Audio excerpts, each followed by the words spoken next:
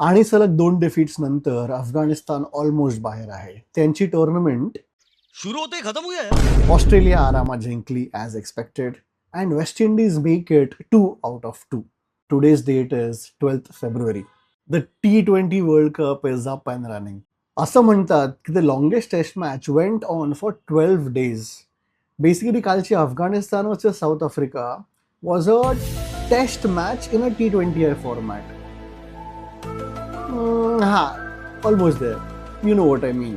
आधी match tie झाली, नंतर सुपर ओव्हर खेळले, सुपर ओव्हर पण टाय झाली, मग सेकंड सुपर ओव्हर खेळले, सेकंड सुपर ओव्हरच्या शेवटच्या बॉलला 5 रन हवे होते, तेव्हा बिचारी अफगाणिस्तान हरली.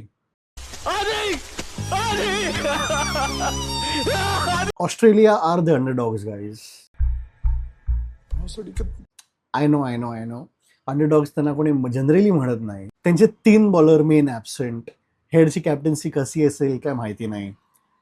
इंडिया आणि श्रीलंकेच्या स्पिनिंग कंडिशन्स आणि खूप जास्त इनएक्सपिरियन्स बॉलिंग ऑर्डर, ह्या सगळ्यांचा विचार करता I think Australia are the dark horse.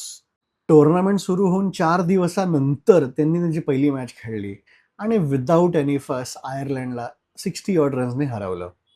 आयर्लंडला वाटलं ते खेळतायत, पण ते खेळत नव्हते. तू समझा? हाँ. नहीं, तू समझा नहीं. After speaking of the underdogs, let's come to the most overhyped side of all, England. किती बकचोदी भाई कॉमेंट्रीवरती. तो इंग्लिश कॉमेंटेटर आर्चर, राशिद, कोण अजून ब्रूक, बँटन. अरे कोण बँटन बाबा. अरे तू जा रे. शेवटी काय झालं, वेस्ट इंडिजने धुवा उडवला, धुवा.